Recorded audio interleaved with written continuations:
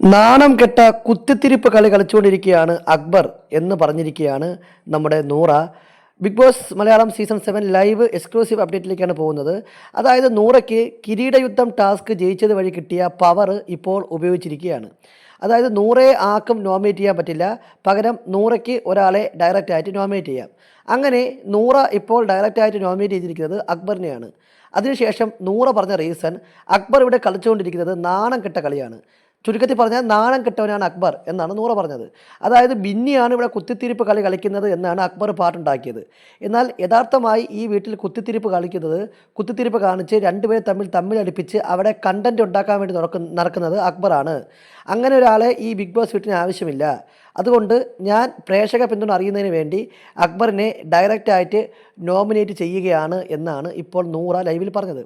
അതുകൊണ്ട് അക്ബർ ഇതെല്ലാം കേട്ട് നിസ്സംഗഭാവത്തിൽ അവിടെ ഇരിക്കുന്നത് നമുക്ക് ലൈവിൽ കാണാം. എന്തായാലും നൂറയുടെ പ്രത്യേക പവർ അക്ബറിനെതിരെ നൂറ ഉപയോഗിച്ചു. എന്താണ് നിങ്ങളുടെ അഭിപ്രായം? നൂറ അക്ബറിനെ പറ്റി പറഞ്ഞത് ശരിയായ കാര്യമാണോ? അതല്ലെങ്കിൽ നൂറ ഈ പവർ ആർക്കെതിരെയായിരുന്നു ഉപയോഗിക്കേണ്ടിയിരുന്നത്? നിങ്ങൾ കമൻറ്റ് ചെയ്യാം. ഇത്തരത്തിൽ ബിഗ് ബോസുമായി ബന്ധപ്പെട്ട ലേറ്റസ്റ്റ് അപ്ഡേറ്റുകൾക്കായി നമ്മുടെ ചാനൽ സബ്സ്ക്രൈബ് ചെയ്യുന്ന കാര്യം പരിഗണിക്കുക.